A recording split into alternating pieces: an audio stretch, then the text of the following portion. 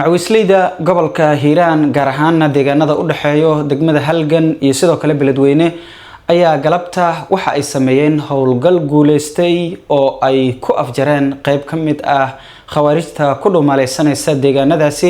soo dhawaada saaxiibayaal, muuqaalkan waxaan doonayaa inaan kaga dabageeyo xog sugan oo ku saabsan weerar galabta ay ciidamada macwisleydu ku sameeyeen khawaarijta ku sugan deegaanada u dhaxeeyo beledweyne iyo Halgan. sida aan ka soo xiganay ilo dadka deegaanka ah, ciidamo kuwa macwisleyda ah ee ka howlgala deegaanada u dhaxeeyo Halgan iyo beledweyne ayaa galabta waxa ay sameeyeen howlgal dhabagal ah oo ay khawaarij ku afjareen. sida ay noo xaqiijiyeen qaar kamid ah ciidamadii howlgalkaasi fuliyay, waxa ay nafta dhaafiyeen ku dhawaad 10 khawaarijta ka tirsan, isagoo ii sheegay in ay 7 dileen halka 10 dhowr kalena ay dhaawacmeen. howlgal dhabagal ah oo ay ku sameeyeen khawaarij u socotay talis ay maalmahanba ku lahaayeen deegaan lagu magacaabo Darow oo u dhow deegaanka Ceel la helay ee hoostaga degmada beledweyne ee gobolka Hiiraan. khawaarijta ayaa la sheegay in ay ahaayeen koloyo gaadiid wata oo markaasi u socday talis ay halkaasi ku lahaayeen, iyagoo ka yimiday deegaanada hoose ee deegaanka loo yaqaano Nuur Fanax.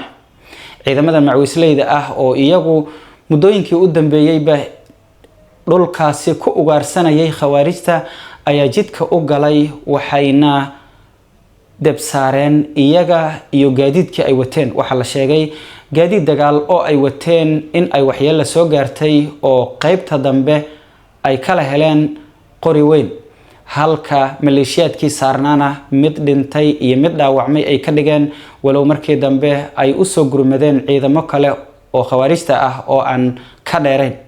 macwisleydii howlgalkaasi fuliyay ayaa iyagu si nabad ah goobta uga baxay, waxa ayna gaareen ama ay ku laabteen deegaanadii markii hore ay howlgalka ka soo qaadeen.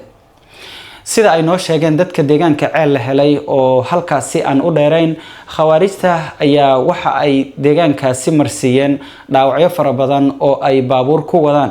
sida ay dadka deegaanku noo xaqiijiyeenna 2 baabuur oo dhaawacyo ay ku raran yihiin, laguna qiyaasayo ilaa dhowr iyo 10 ayay marsiiyeen.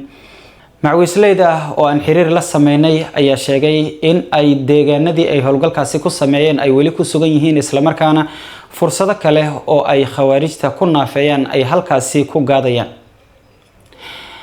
ciidamada xoogga dalka Soomaaliyeed iyo kuwa deegaanka oo isgarabsanaya ayaa muddooyinkii u dambeeyay howlgallo lagu naafeeyay cadowga waxa ay ka wadeen qaybo badan oo kamid ah dalka.